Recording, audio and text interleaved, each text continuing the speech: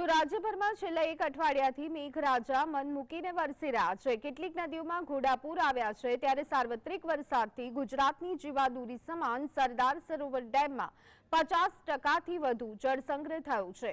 સરદાર સરોવરમાં હાલમાં કુલ સંગ્રહ શક્તિના 50.66% જેટલું જળસંગ્રહ થયો છે, જ્યારે રાજ્યના કુલ 206 જળાશયોમાં કુલ સંગ્રહ શક્તિના 32.48% જેટલું જળસંગ્રહ નોંધાયો છે। સૌરાષ્ટ્રના 141 જળાશયોમાં 23%થી વધુ પાણીનો સંગ્રહ થયો। આ ઉપરાંત ઉત્તર ગુજરાતના કુલ 15 જળાશયોમાં 35.31%, મધ્ય ગુજરાતના 17 જળાશયોમાં 41.59% પાણીનો સંગ્રહ થયો છે, જ્યારે દક્ષિણ ગુજરાતના 13 જળાશયોમાં 32.62%, કચ્છના 20 જળાશયોમાં 21.57% પાણીનો સંગ્રહ થયો છે।